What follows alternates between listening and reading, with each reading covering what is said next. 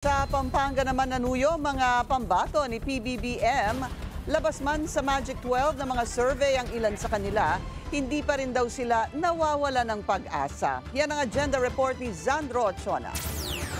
Halos 2 milyong botante ang nakarehistro dito sa Pampanga. Noong 2022 presidential elections, nasungkit ni Pangulong Bongbong Marcos ang 735,000 votes. Ito ang target suyuin ng alyansa para sa bagong Pilipinas. Ang senatorial slate ng administrasyon, tanggap ng ilang mga pambato ni PBBM na hindi sila pasok sa top 12 sa mga lumalabas na surveys. Hindi na raw ito bago. Hindi naman ako dating eleksyon.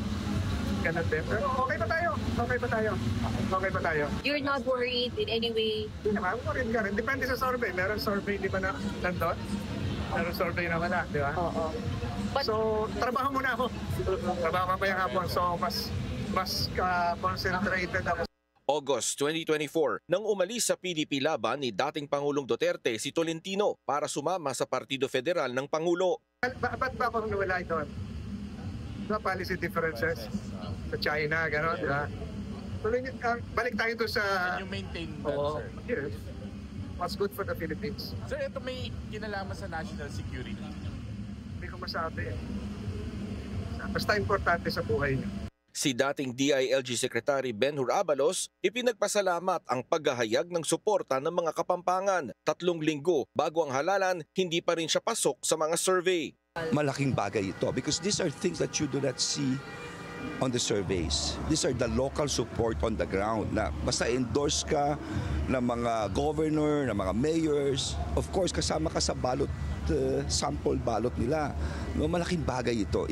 Si dating Senate President Tito Soto, bagamat kampante na sa kanyang pwesto sa mga survey, ipinaliwanag kung bakit pa iba-iba ang ranking ng mga tumatakbo. Hindi naman nakakapagtaka yung tumatalon-talon ng ang ranking mo. Kasi depende kung saan kinuha yung survey. Ang survey, for everybody's information, hindi the same place all the time. Hindi the same province all the time. Every survey nila, paano yan? Palipat-lipat yan, patalon-talon yan.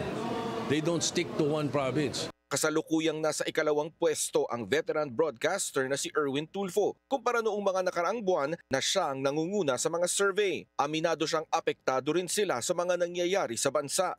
We were expecting that The day na